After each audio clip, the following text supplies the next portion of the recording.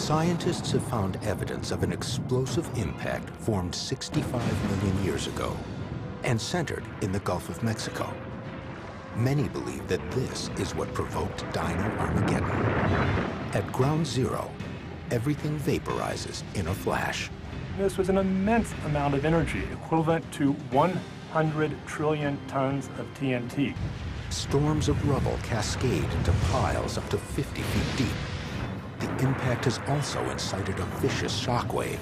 500-foot-high waves crash into coastlines. The ejected rock and dust debris scream skyward at 50 times the speed of sound. Some chunks of Earth even make it to the moon. That material, however, that does rain back down towards the Earth begins to envelope the Earth. It is like trillions upon trillions of meteors hitting the atmosphere all at the same time. Everything on the surface below suddenly faces the very real possibility of being broiled alive. But an asteroid impact should have left a wasteland of dead dinosaurs. If the theory is correct, you should have millions of dead dinosaurs in this impact zone. How many dead dinosaurs do we actually have in the impact zone? None! Dr. Bakker and his team claim that a global pandemic of sickness and disease may have ravaged the world of the dinosaurs and brought it to its knees.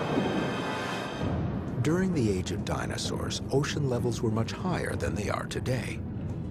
Then, mysteriously, sea levels declined and disrupted the environment. As water levels fell, separate continents became linked. If a bunch of big species from Asia invades North America and gets down to Texas, all epidemiological hell breaks loose. Each foreign species can be a pest, and they bring their fleas, ticks and tapeworms and nematodes. They bring a host of pests with them. Moose and deer make each other sick. African elephants and Indian elephants make each other sick because their immune systems have evolved to handle different pests. Multiple diseases, multiple pests, multiple invasive species, 10, 20, 30, 40. They could penetrate every habitat and wreak havoc. The scientific community, however, hasn't embraced the idea of a Cretaceous-era dinosaur-killing pandemic. The answer may lie in another Cretaceous-era apocalyptic force. Although calm and peaceful today, 65 million years ago, India was the epicenter of destruction. A massive outpouring of volcanic lava formed this entire range. High columns of fires blasted gas and ash into the stratosphere. And on the bottom, you had these lava sheets flowing out and covering miles and miles, hundreds, thousands of miles.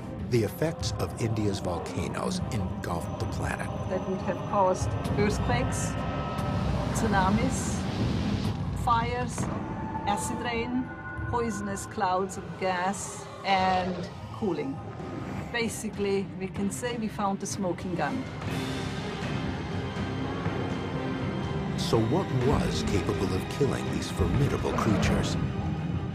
We don't really have a perfect book with every page of the fossil record. Only by bringing all of the theories together may we finally have an answer for the disappearance of the dinosaurs.